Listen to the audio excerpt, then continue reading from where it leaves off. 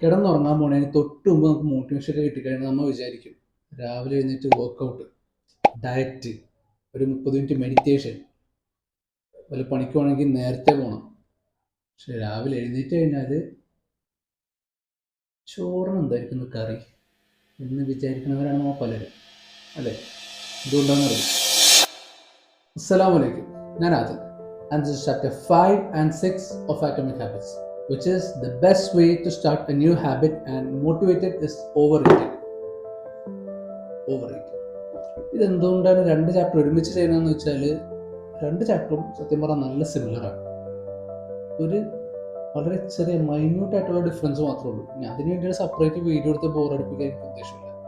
So സിമ്പിളാക്കി ഞാൻ കാര്യം തീർത്തരാം. നമ്മൊരു habit തുടങ്ങുമ്പോൾ മോട്ടിവേഷൻ അല്ല ഫസ്റ്റ് സ്റ്റെപ്പ് എന്താണെന്ന് വെച്ചാൽ നമ്മൾ ഏത് ഹാബിറ്റാണോ ചെയ്യണത് ആ ഹാബിറ്റ് മാക്സിമം സിമ്പിൾ ആക്കുക. അതായത് ജെയിംസ് ക്ലിയർ ഈ ബുക്കിൽ ഒരു 2 മിനിറ്റ് റൂളിനെ പറ്റി പറയുന്നത്. ഈ 2 മിനിറ്റ് റൂൾ എന്താ സംഭവം എന്ന് വെച്ചാൽ ഏതൊരു ഹാബിറ്റ് നമ്മൾ തുടങ്ങാൻ ഉദ്ദേശിക്കുന്നുവോ ആ ഹാബിറ്റ് 2 മിനിറ്റിൽ കൂടുതൽ ചെയ്യേണ്ടതാവരുത്. അതായത് അത്രയും 2 മിനിറ്റിൽ തീർക്കാൻ പറ്റണം. ഏതൊരു ഹാബിറ്റ് ആണെങ്കിലും അത്ര സിമ്പിൾ ആക്കണം. അതാണ് ഈ ബുക്കിന്റെ ഈ ചാപ്റ്ററിന്റെ മെയിൻ ഐഡിയ. ഇതിപ്പോൾ ഞാൻ ഒരു എക്സാമ്പിൾ പറയാനാണെങ്കിൽ, നിങ്ങളിപ്പോൾ ഒരു ബുക്ക് വായിക്കാൻ ശ്രമിക്കുന്ന ഒരാളാണ്, ബുക്ക് വായിച്ച് തുടങ്ങുന്ന ഒരാളാണ്.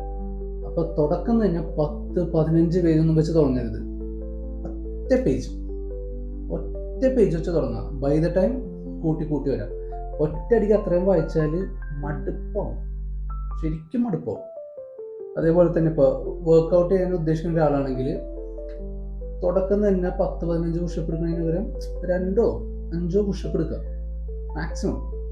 പിന്നെ ബൈ ദ ടൈം കൂട്ടി വരാം. നമ്മൾ ഫസ്റ്റ് ചാപ്റ്റർ പറഞ്ഞിരുന്നു ദ 1% റൂൾ. മുമ്പത്തെ ചാപ്റ്റർ കാണാത്തവർ ഈ ലിങ്ക് ക്ലിക്ക് ചെയ്തു. ഇങ്ങനത്തെ സിറ്റുവേഷൻ വരുമ്പോൾ എനിക്കത് പറയാൻ ഓർമ്മയില്ല. അപ്പോൾ ഈ സംഭവമൊക്കെ ഈ ചെറുതായിട്ട് ചെയ്യുമ്പോൾ ഭയങ്കര ഒന്നും അല്ലാത്ത പോലെ തോന്നും, വളരെ ചെറുതായിട്ട് തോന്നും. പക്ഷേ ദാറ്റ്സ് ദ പോയിന്റ്. ഇങ്ങനെ ചെയ്ത് തുടങ്ങണം എന്നുള്ളതാണ് ഫസ്റ്റത്തെ സ്റ്റെപ്പ്. അതിന് നിങ്ങൾ ഫസ്റ്റത്തെ സ്റ്റെപ്പ് മാക്സിമം സിമ്പിൾ ആക്കണം, എന്നാലേ നിങ്ങൾ തുടങ്ങുള്ളൂ.